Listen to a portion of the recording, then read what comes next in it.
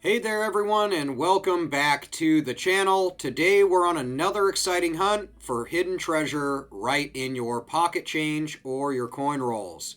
So we're talking strictly about modern US quarters, the clad coins that are minted after 1964, and really some more modern ones than that from the 80s and beyond. So these aren't proof coins, they're not crazy unicorn rarity errors. They're coins that you can find in circulation. People have found them in circulation before, and they are worth good money. These are going to be backed up by recorded sales, so that way you know I'm not just pulling prices out of the sky. So let's get to these 5 quarters to look for in your pocket change.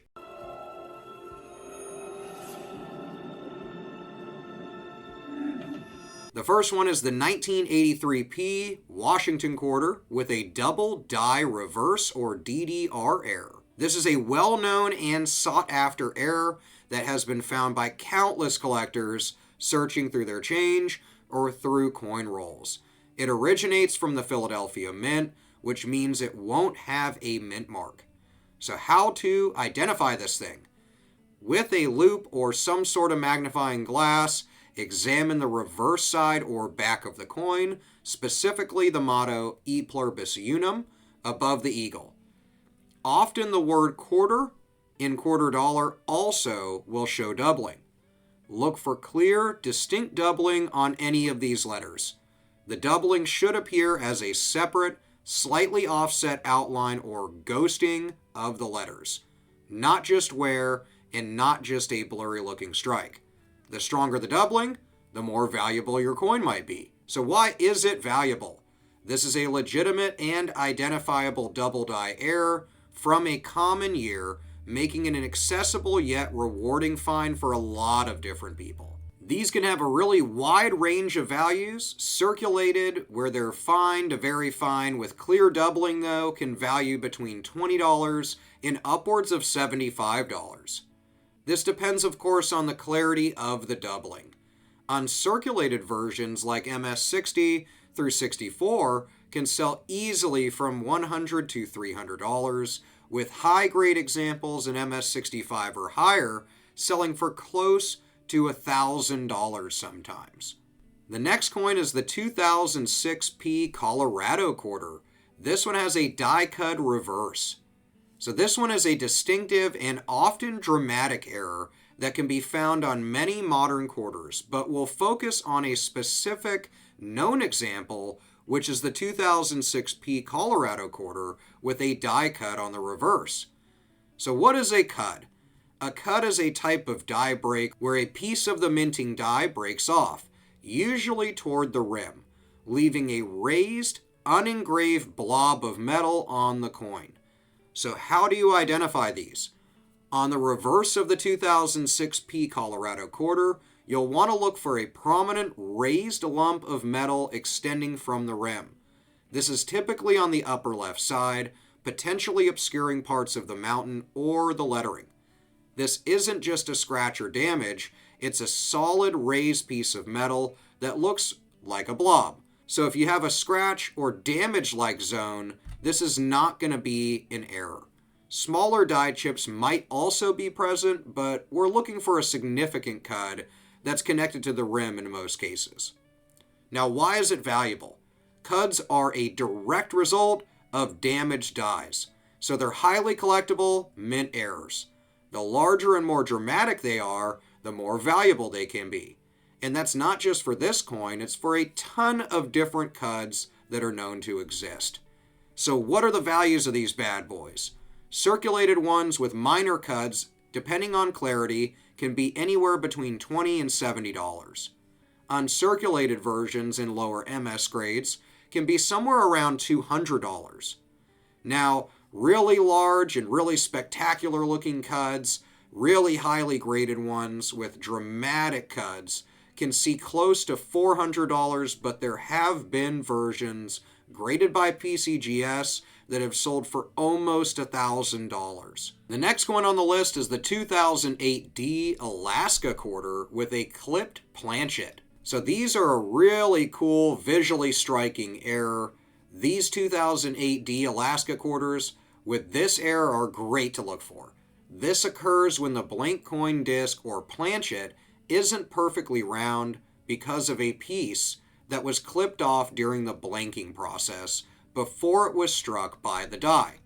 So how do you identify these things? Look for a section of the coin's rim and surrounding design that appears to be missing, creating a smooth crescent-shaped indentation on the edge. The coin will not be perfectly round. This isn't post-mint damage. The metal will be uniformly struck right up to that clipped edge. So this indicates that it was clipped before the striking process. These are really valuable because they're legitimate and relatively common mint errors that consistently make it into circulation. But if they are more significant in regards to the clip, meaning the larger the missing portion, the more desirable the coin will be. So minor clips, as far as value, where they're 5 or 10% of a clip, typically go for around $20 or $30. But when you're exceeding this in upwards of 20 or 30%, these can go for closer to $100. Now, significant clips of 25, 30% or more would be considered very dramatic, and these have sold consistently for a few $100s. Now, high-grade or extremely large clip examples like MS65 or higher are so pronounced examples that they are generally uncirculated condition and can realize close to $500 to $1,000 in auction. The next coin on the list is the 2009 P District of Columbia quarter with a double die reverse. Now, from the 2009 DC and US Territories quarter program, there's quite a few different coins you can look for that are great to collect in the error realm. But these 2009 P District of Columbia quarters with a double die reverse on the back are really popular and collectible. You identify these generally by using a jeweler's loupe or magnifying glass to carefully examine the reverse design and really look around the prominent figure of Duke Ellington. Look for clear, distinct doubling or ghosting of the features, particularly on Ellington's hands, the piano keys, or the lower parts of the lettering, such as the phrase District of Columbia or E pluribus unum. The doubling should appear as a distinct separate line of offset imaging, so it's not blurred or worn. These are really valuable because they're widely recognized. These, in dramatic forms especially, can sell for great money. While millions of these quarters were minted, only a smaller number of them exhibit this distinct doubling, but that doesn't mean that they're so rare that you're not going to ever find one. It just means that they have a little bit better value in relation to other known doubling on quarters that are like these. The value range is really wide,